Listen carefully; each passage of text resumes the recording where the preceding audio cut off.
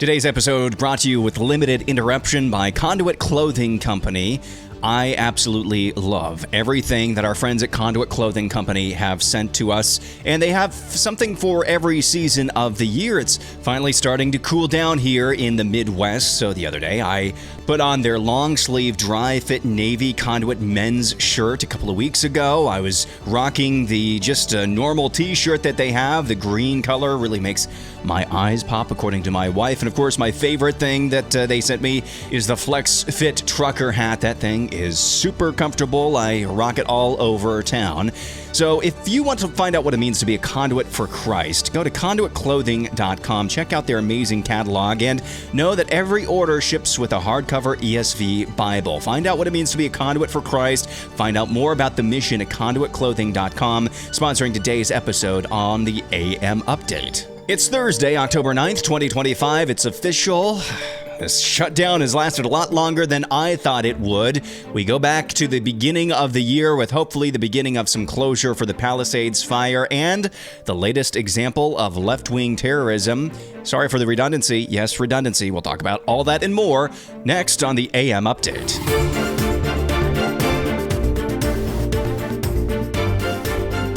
We are now firmly into week 2 of the federal government quote-unquote shutdown. House Speaker Mike Johnson says Democrats have had every opportunity in the world to put their money and rhetoric where their mouth is. Those are two questions. Federal workers, it's my understanding that the law is that they would be paid. There is some other legal analysis that's floating around. I have yet had time to dig into and read that.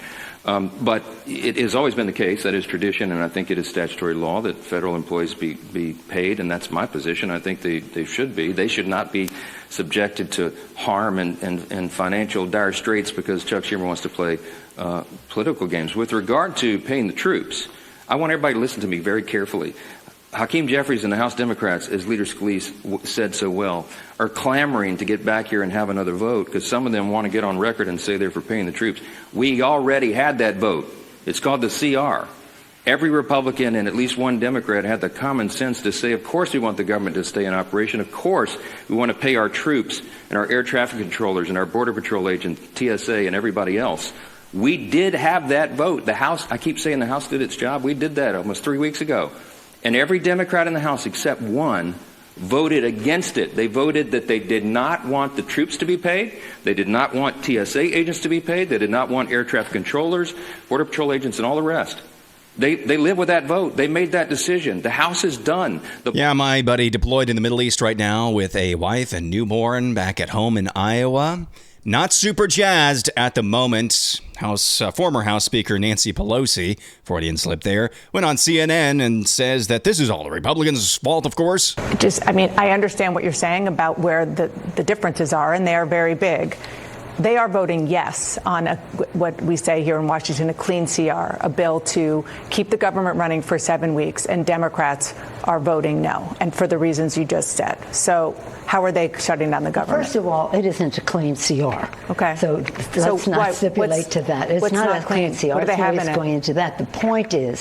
So it's not a clean CR. Okay, what's not clean about it? Let's move on to the next topic, says Nancy Pelosi. Hakeem Jeffries, House Minority Leader, got into a shouting match with Republican New York Representative Mike Lawler. Listen to this. Did your boss Donald Trump? You can easily extend the ACA did your right boss now. Donald Trump He's give not you? my boss. Yes, he is. No, he's not. And by the way, So let me ask you a why question. did you vote to Let me shut ask the you a government question. down? You Why know, did you vote to shut it Let me down? ask you a question. For years, you always lectured about how we need to keep the government. So I played 15 seconds for you. That goes on for another 4 minutes and 15 seconds. At one point, Hakeem Jeffries tells Representative Lawler to, quote, shut your mouth.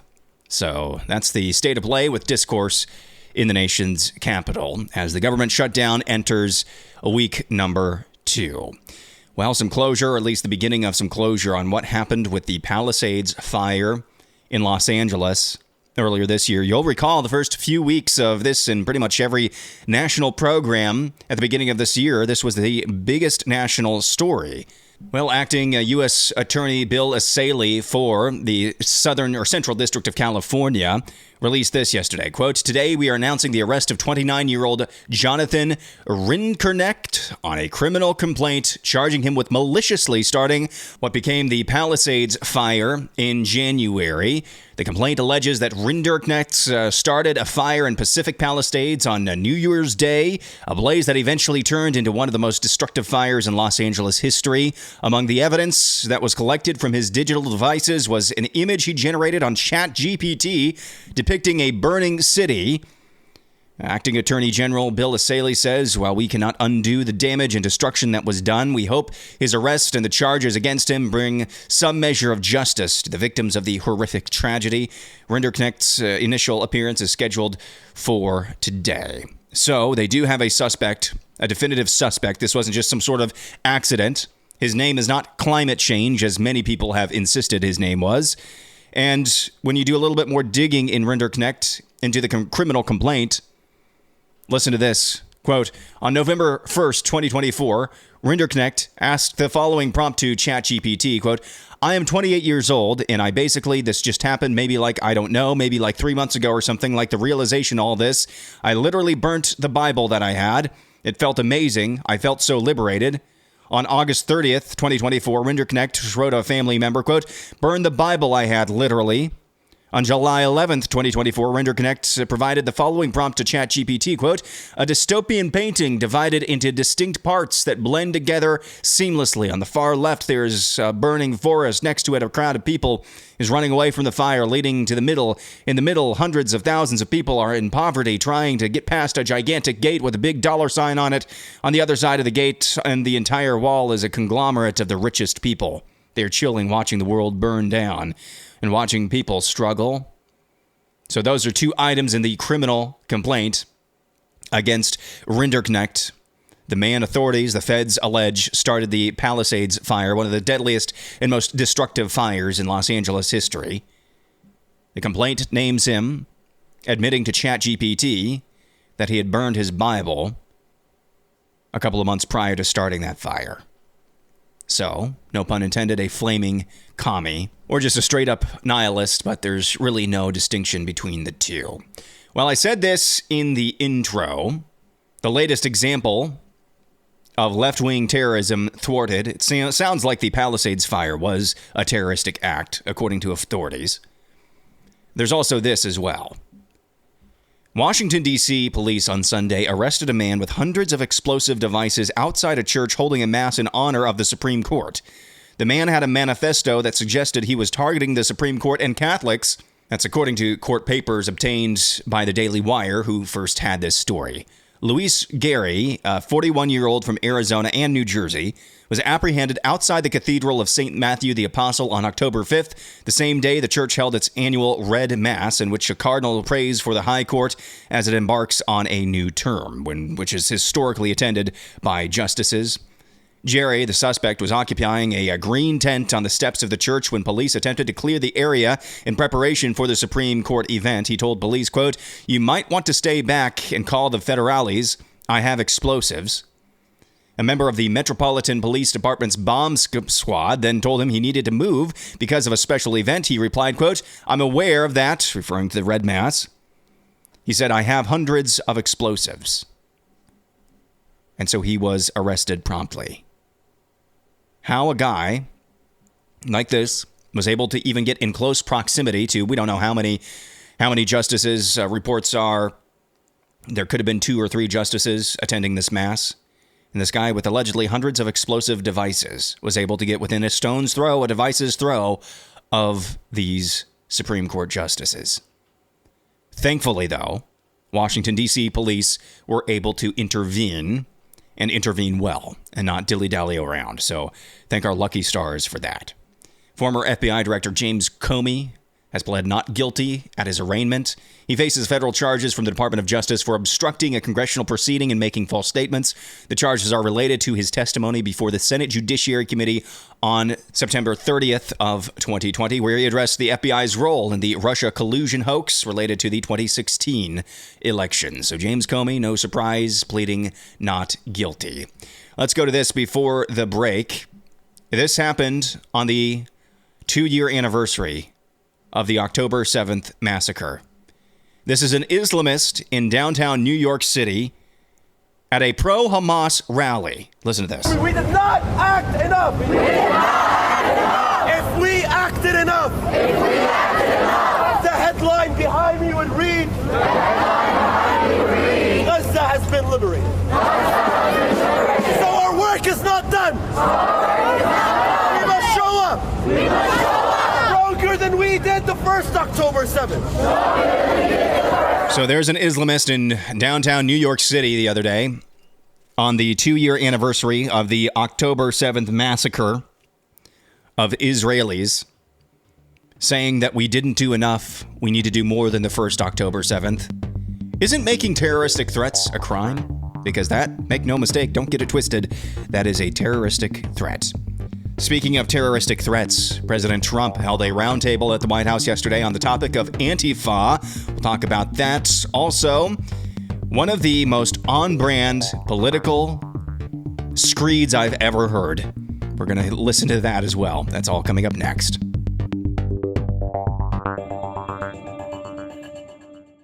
So you just heard that rabid Islamist there. And we have imported them into our country. What is it going to take for us to turn around? A meaningful turnaround. The direction of this country, as optimistic as I am at times, overall the direction of this country still needs to be turned around at the cultural level. How does that happen? Well, it starts with revival at the singular level, at the granular level, with you, yourself, and then those around you, like your unbelieving family, friends, co-workers. And what's a good way to start to have some of those spiritual conversations with those in your midst? Well, our friends at Conduit Clothing Company, they've come up with a great answer. They have some really nice clothing that you're going to want to wear, that you'll love to wear. Plus, it comes with that evocative Conduit Clothing logo that's sure to start up some spiritual conversations. Every order ships with a hardcover ESV Bible for you to put in the hands of somebody who needs it. That's the overall mission of the company. You can find out more about what it means to be a conduit for Christ at conduitclothing.com. That's conduitclothing.com. Under the last administration, the Department of Justice targeted faithful Catholics, Christians, and patriotic parents as domestic extremists. They said, oh, they're extreme because they believe in God. They're extreme because they go to a Catholic church, or evangelicals, where everybody was under the gun. Unless you were a really bad, sick person, then they left you alone. Under the Trump administration, we're going after Antifa criminals, and all who fund and support their campaigns are in serious trouble. And we have a lot of records already, a lot of surprises, a lot of bad. I like what I'm hearing there from President Trump, who held a roundtable on Antifa yesterday at the White House. It was attended by various agency heads, including Attorney General Pam Bondi. We're not going to stop at just arresting the violent criminals we can see in the streets. Fighting crime is more than just getting the bad guy off the streets. It's breaking down the organization brick by brick. Just like we did with cartels, we're going to take the same approach, President Trump, with Antifa. Destroy the entire organization from top to bottom. So you have heard it said before, and I fell for this as well, that it's impossible or near impossible, or at least a very arduous task. And it is true, it's an arduous task, but it's not impossible to take down Antifa and other organizations like that. And you've heard it said, how do you take down an organization that's basically a hydra? How do you take down an organization that is by design not shaped like a typical organization?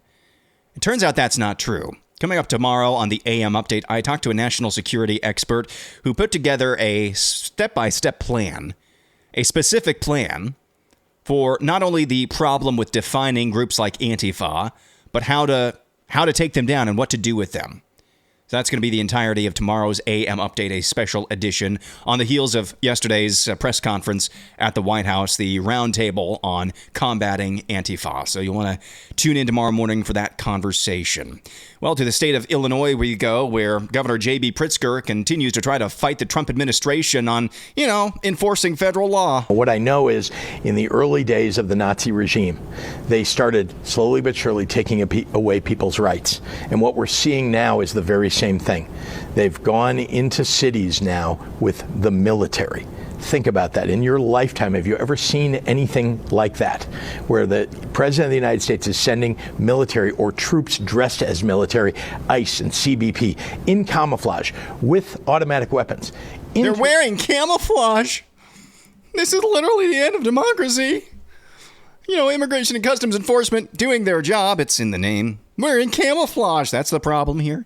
That is Illinois Governor Augustus Gloop, a.k.a. J.B. Pritzker, discussing the Trump administration, how they're a bunch of Nazis for enforcing federal law. Border czar Tom Homan having none of it. Governor Pritzker should be calling President Trump up and thanking him for taking over 1,000 criminal aliens off the streets of his state. The same President Trump did in Los Angeles, the same he did in Washington, D.C., the same we're doing in other cities. We're there to make the city safer. And you think Governor Pritzker and the Mayor Johnson, their number one responsibility is protection of communities. Remove public safety threats from the public. We're there to do that. And we're not going to stop doing it. They can stand aside and watch us do it. But we're going to be out there tonight. We're going to be out there tomorrow. And thank God for Governor Abbott. He's sending troops out there to help protect ICE officers who have over 1,000% increase in attacks. So President Trump's doing the right thing. We're going to continue doing the right thing. We are not stopping what we're doing. Go. Amen. And I'd love to hear the resolve from Tom Homan. There has been some talk in recent days that the Trump administration is mulling the idea of invoking the Insurrection Act for governors and localities, municipalities like Chicago, who are trying to thwart the work of upholding federal law. That's the only bar that you have to meet, in my understanding, to be able to invoke the Insurrection Act. If local authorities are actively working against the implementation and the carrying out of federal law, you can indeed invoke the Insurrection Act. And now here's this. This is one of the most on-brand political screeds I have ever heard, and it is courtesy of CBS News California, who interviewed California gubernatorial candidate Katie Porter, former representative from California. Or was she a senator? I think she was just a representative. This is one of the most on-brand things that I've ever heard. And keep in mind, Katie Porter is a woman who is divorced from her ex-husband, whose ex-husband claimed in divorce papers that she slammed and shattered a coffee pot on their kitchen counter because she was angry that the house wasn't clean enough. Also poured boiling hot, scalding hot mashed potatoes on her husband's head because she was mad at him. This is a woman who has said that inflation is a good justification for more baby killing, and said when her daughter was 12 at the time that she is afraid about the overthrowing of a Roe v. Wade because she wants her daughter to get an abortion, to kill her baby, her granddaughter, if she were to get raped. She is one of the most, she is the icon of the matriarchy. She is. Of the spirit of the age matriarchy. Of the progressive matriarchy. She is just an angry, angry woman. Maybe one of the OG transgenders. A precursor to transgenderism. So, with that as the preamble, here is this 3-minute clip from CBS News California, who is interviewing every gubernatorial candidate, declared gubernatorial candidate in the Golden State. Listen to this. What do you say to the 40% of California voters who you'll need in order to win, who voted for Trump? How would I need them in order to win, ma'am? Well, unless you think you're going to get 60% of the vote. You think you'll get 60%. Everybody who did not vote for Trump will vote for you. That's what you're saying. In a general election, yes. If it is me versus a Republican, I think that I will win the people who did not vote for Trump. What if it's you versus another Democrat? I don't intend that to be the case. So how do you not intend that to be the case? Are you going to ask them not to run?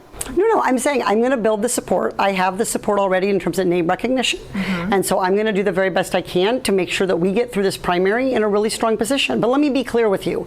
I represented Orange County.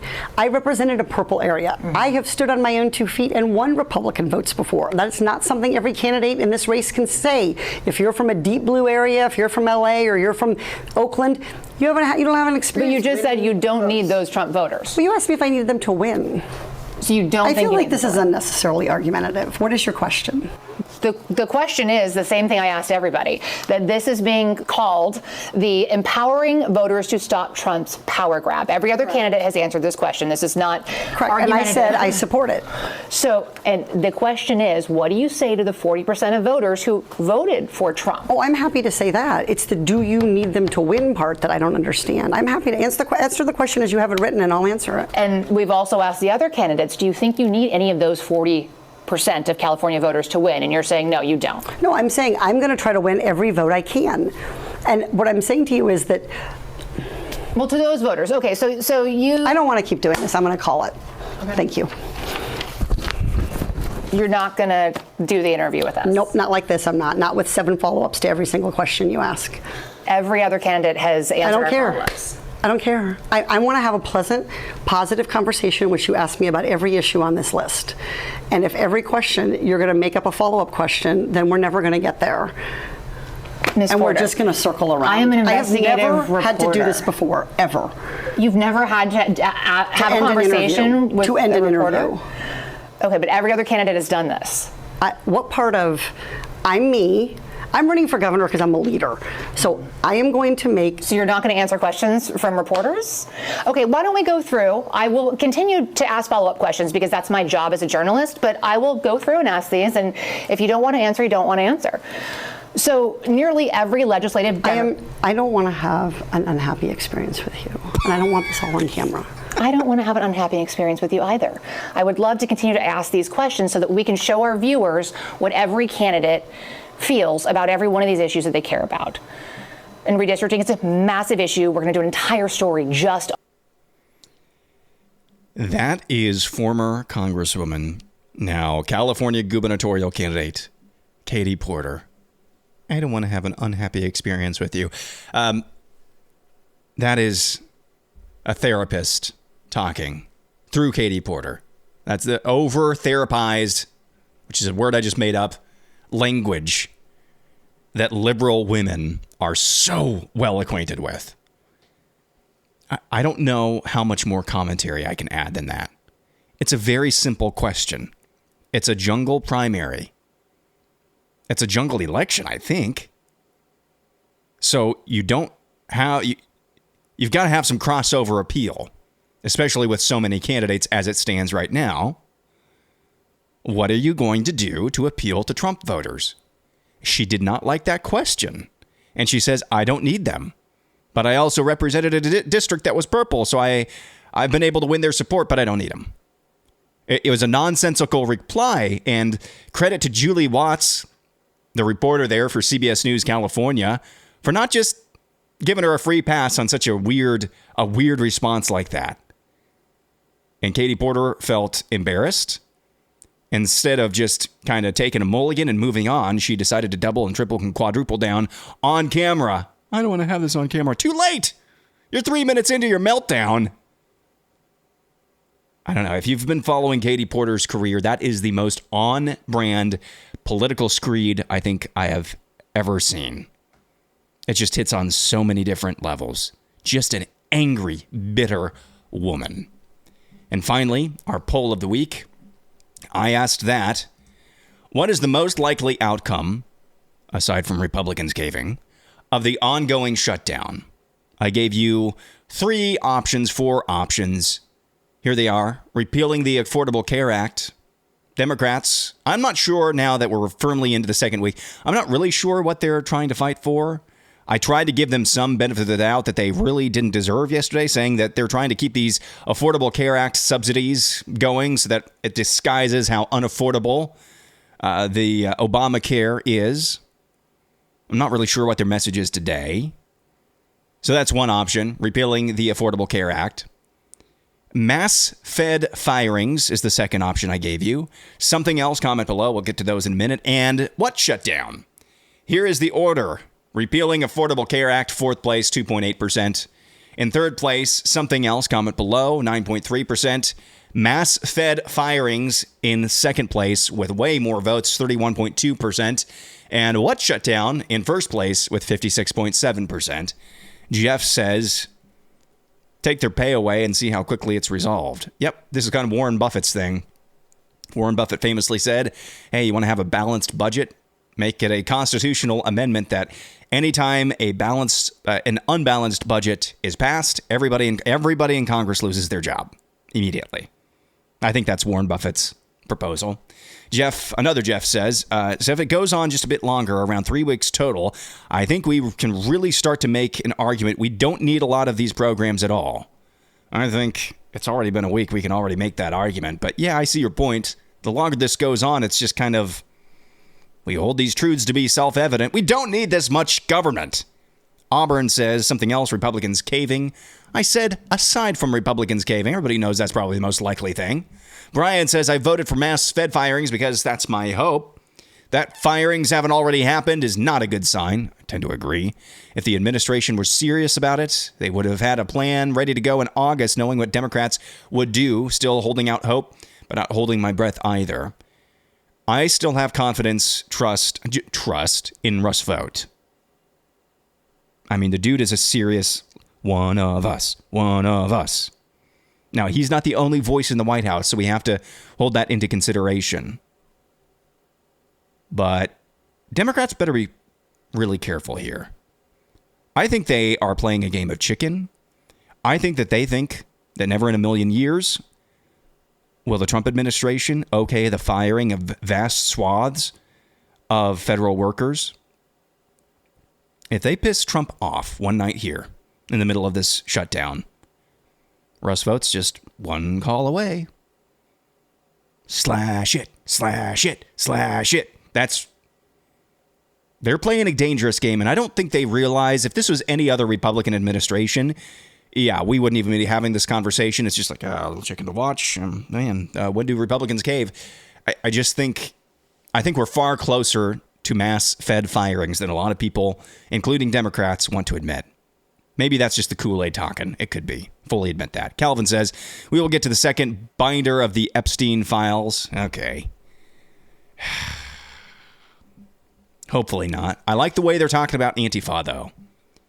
BY says it's not a shutdown if they're still taking our money. Jim says Republicans will not only cave, they'll end up funding all the things that Doge got, such as PBS, NPR, USAID, and Planned Parenthood. They'll agree to $900 billion of the Democrats' $1.5 trillion boondoggle and take a victory lap for yet another betrayal. Yep, that's been the Republicans' playbook. As Democrats asked for something just preposterous, Republicans counter-propose with preposterous light, and Republicans take a victory lap for being less preposterous. Less preposterous is still preposterous. D-Dub says Democrats getting 50% of the cuts back is how he thinks this is going to go. I'm just going to say this the way I started this episode. This has gone on a lot longer than I expected. I thought by Wednesday night this thing would be over. Now I think the next benchmark is the 15th. Because you know what happens on the 15th? People need to get paid. That's going to do it for a Thursday. Back at it again tomorrow for a special edition. You want to fight Antifa? You want to take it down? Here's the game plan. We'll talk about that tomorrow. I'm Aaron McIntire, and this is the AM Update.